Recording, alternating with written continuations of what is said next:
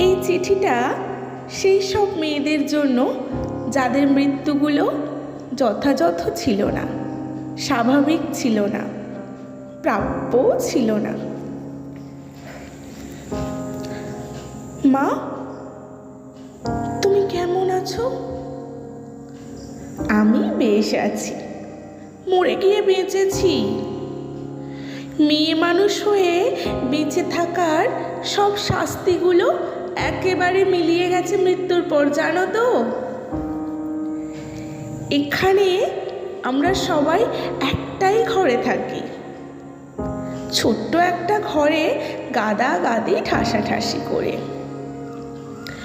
রোজ রোজ নতুন নতুন কাটা ছেঁড়া শরীরের আমদানি আছে এখানে। আমাদের ভাষা, বর্ণ, জাতি, ধর্ম অন্য অন্য হলেও দেহের ভাঁজে দগদগে পুরুষের দাগগুলো একইভাবে স্পষ্ট। মা জানো, এখানেও আমাদের ক্লাস হয়, নিয়ম করে শেখানো হয় সহিষ্ণুতার পাঠ, আর বোঝানো হয় মেয়ে হয়ে জন্মানোটা অভিশাপের, সস্তার, লজ্জার। তোমার বয়স কোনো ছাড়পত্র হতে পারে না। তোমার শরীর পূর্ণতা পাক বা না পাক, শিকার তুমি হতেই পারো, এবং তার সম্পূর্ণ দায় তোমার। যদিও সে দায় ভার প্রমাণ করার দায়িত্ব তোমার কিনা সে প্রশ্ন অর্থহীন, কারণ তুমি মেয়ে মানুষ।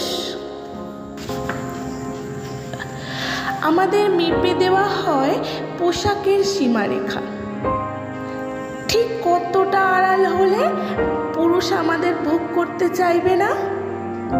তুমি দুর্বল, তাই তোমাকে সাবধান করে দেওয়া হয়। রাস্তায় রাতের অন্ধকারে একা নির্জনতায় হারিয়ে যাওয়া তোমার অধিকারের বাইরে এই সব নিয়ম অক্ষরে অক্ষরে মেনে চলার পরও যদি কোনো তুচ্ছ ঘটনা ঘটে, তাহলে আশ্চর্য হবার কিচ্ছুই নেই। কেন? কারণটা খুব সোজা। ওই যে বললাম, তুমি মেয়ে মানুষ।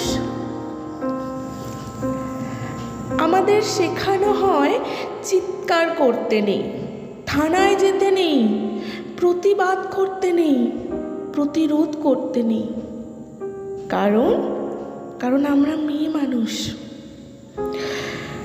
কবিগুরু রবীন্দ্রনাথ ঠাকুর লিখেছিলেন স্ত্রীর পত্রে, বিন্দু আত্মহত্যা করার পর সবাই বলল, আজকাল শাড়িতে আগুন লাগিয়ে মরাটা মেয়েদের একটা ফ্যাশন হয়েছে।